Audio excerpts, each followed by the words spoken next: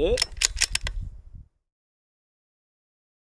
Hey guys, before we get into today's video on the Bergara B14R, I want to give a massive thanks to this video sponsor, which is Vulcan Arms. Vulcan Arms produces some of the most innovative premium firearm accessories. For example, their weather-lock bags keeps your firearms out of the elements with an IP rating of IPX6, meaning it resists water jets of extreme high pressure. They also offer pistol mounts and gun cleaning kits made right here in Texas. Again, that's Vulcan Arms. Check them out. Big thanks to them for sponsoring this video. Let's go ahead and get into it.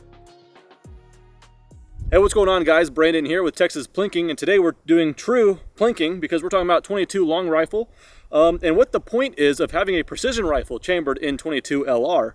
Some of the points might be pretty obvious to most people, maybe not, and there might be some points that you might not have considered. And this is a fun subject today because this is my new rifle. This is a Bergara B14R, R for rimfire. So this is a pretty exciting topic. Now let's go ahead and just dive into it. Let's talk about long range shooting. It can be assisted luck, but certainly it could be a learned skill. And like any other skill, whether shooting or not, the best way you could hone in and get better with that particular skill is through repetition. Now, let's say you only have one precision bolt action rifle and it's chambered in, I don't know, 338 Lapua. Repetition is going to get very, very expensive. Even a 308, you know, or 6.5 Creedmoor, if that's your only precision rifle, one thing, you're going to know it really well because it's your only rifle, so that's good. You could dry fire, which is certainly not nothing. That just hones in good trigger discipline, following through, all that good stuff. Don't need to talk about that too much. But the repetition of actually going through the motions and dialing and all that stuff, there's an option out there, and that is getting a precision rifle chambered in 22 LR. Most of you guys probably already knew that's the main attraction to getting something like this. So this right here is my B14R, like I said, and it was significantly heavier than I thought. They didn't try to make this some kind of little backpack 22 kind of rifle. This is through and through a trainer. It's got a very thick barrel contour, and so the thing's just got this weight to it without the optic and bipod. And so that's exactly what I wanted. It takes what looks like an AICS compatible mag, but it just kind of goes in that footprint. It really just takes that little 22. The bolt throw is 90 degrees, but nice and short because it's just a little 22. So fantastic for training, getting through the follow through shots and all that good stuff. But you're actually shooting a real projectile, so you could dial and you're practicing, and the 22 gets affected by wind significantly more than your 308 or 6.5 Creedmoor or whatever else. Another thing is, everyone likes to define what long range shooting, but it shouldn't ever be defined. It's really just perspective to what you are shooting. 100 yards is long range if we're shooting a high point C9 open sights. At least that's long range for me because I can't hit anything with that thing. It's also long range for a bolt action airsoft gun, okay? Now when we're talking about a precision 6.5 Creedmoor, of course 100 yards is not considered long range. It's about the difficulty, and that's about it. Difficulty in just getting to that range and getting there effectively with wind and everything like that. Now a lot of people want to get into shooting long range, but they don't even have a property that allows them to shoot beyond 500 yards sometimes. And so at that point, you're really wasting, I would say, I hate to say that, but a 338 Lapua at 500 yards, it's fun, you scratch the itch, you're shooting a big gun, but you're really not challenging anything. Whereas, if you only have access to a few hundred yards, a 22 is a pretty damn cool option for multiple reasons. Not only are they fun, you can get other people shooting that are maybe more intimidated by larger calibers as well, but just for you, I'm having, more than I'd like to admit, I'm having way more fun with this thing than I thought. I've shot maybe about 20 rounds through it, just sighting it in. I'm only at maybe 30 yards right now, but I'm shooting much, much smaller. And again, that brings me to the point. 30 yards is not long range whatsoever, but I'm shooting these teeny tiny targets. I'm going to show you in a second here. In fact, here's some B-roll.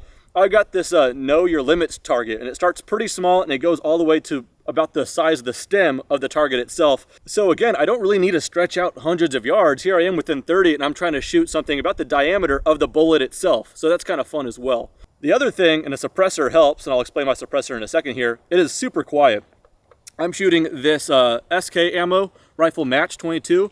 It is supersonic, and even then, it is just whisper quiet. I've even got some subsonics just for absolute shits and gigs. We're gonna go ahead and shoot that too, because why not? Now, a lot of people make trainer 22 rifles, and some of them can get really, really expensive. The Bergara B14R is priced pretty right here, in my opinion. There's some that cost thousands of dollars because they're still precision custom rifles. Price on this one's just under $1,200, and for that, you get a threaded barrel out of the box as well. It's an 18-inch barrel. It's threaded 1/2 by 28. It weighs 9.2 pounds, which is heavy for a 22, just what you would want for a trainer anyway. What I've done to mine, I've added a Harris 6 to 9 inch swivel bipod. I've also got a YHM Phantom 22 suppressor on the end there. Last thing to talk about is the optic. Now, a lot of times people approach 22 bolt actions as just 22, so they're going to put some kind of cheap optic on that. That defeats the purpose. The whole point of a trainer is to run through all the mechanisms of what you would have done to your centerfire rig. So some people invest thousands of dollars in glass for their 22 bolt action. It's a lot of money. And it's not so much just about the money you're investing, it's about the feature set. And so this was a perfect application in my opinion. This is an Arken Optics EPL4. You guys probably heard me talk about Arken Optics plenty. Not the EPL line though, this just came out. L is for lightweight.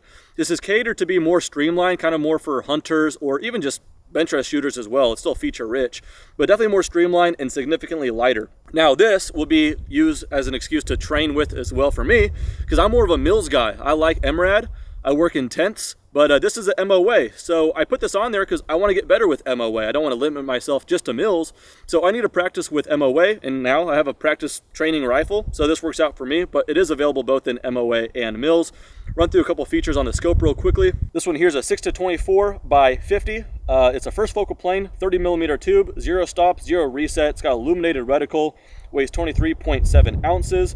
And like I said, it's more streamlined kind of for hunters in that the windage turret is capped. And like all Arken Optics, the price is right, man. It's under 400 bucks, which is a steal in my opinion for the feature set. $399 for the 6-24 by 50 variant. And just like the other ones, they're running the combo deal to where if you get the combo pack, which is like 200 something dollars, but then with those two added to the cart, you use code Texas Plinking, it takes away like $170 or $180. So it makes the combo pack only like, I forgot, under 50 bucks. And for that, that's worth it just for the rings or the scope mount alone. But you get other good stuff as well. So I thought I'd mention that. In my opinion, an Arken Optic is a sweet fit for a rifle like this because you don't want to over-invest in a 22, but certainly you want all the features to be there for trading purposes. So I think I nailed it with this setup. All right, that's all the talking. Let's go ahead and get shooting. Start with the largest one. See, we're about to find out my limits here. That's satisfying.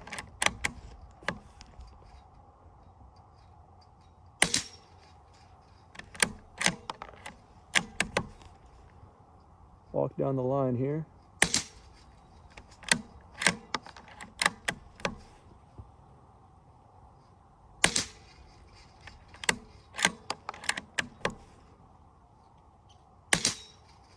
And this is just too much fun. More than I'd like to admit, honestly. Hell yeah. Oh, come on now. Hell yeah. Oh, I got another one? Yeah, all right, come on now. Hopefully we can do a clean sweep here.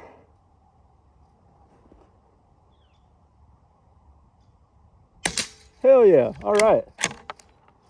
Oh, that's sweet. Let's go ahead and start again from the left here. All right.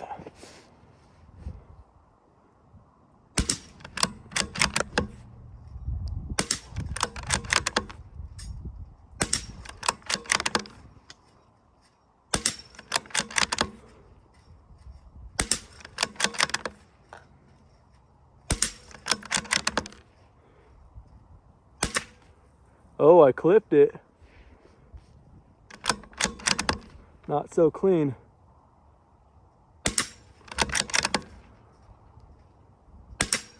Nice, man. All right. Not as clean, but it moved a little. Must have just barely grazed it. It's just stacking it though. The bipod's coming out or falling off the table. No flinching on this rifle, and that'd be bad if I did.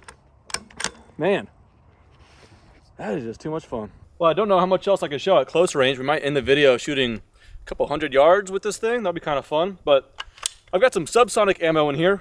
To be honest, I was excited to showcase this off, but I don't know if it's gonna be much of a difference. It was so quiet with the other stuff, but whatever. Let's go ahead and shoot the first one to some steel. Okay, yeah, I know, it definitely is quieter.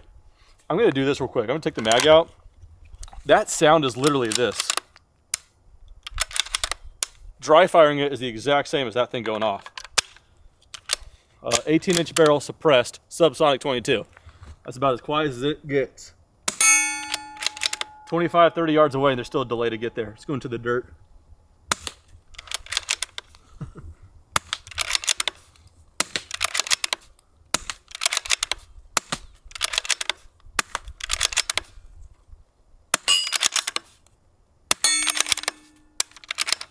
Okay, that was a dry fire. Okay. It's hard to tell. Damn, that's sick. I really don't know much about the 22 cartridge when shooting long range. I'm gonna learn it a lot with this rifle, but I don't know, is 300 yards manageable? We could try it. I'm gonna hold high, 20, hold left. Wow, that was way low. Alrighty.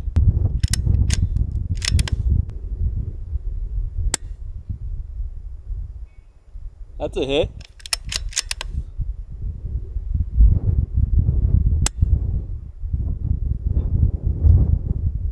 That ticked something.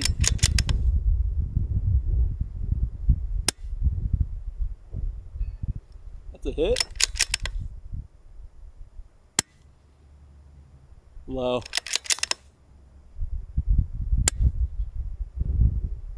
Hit.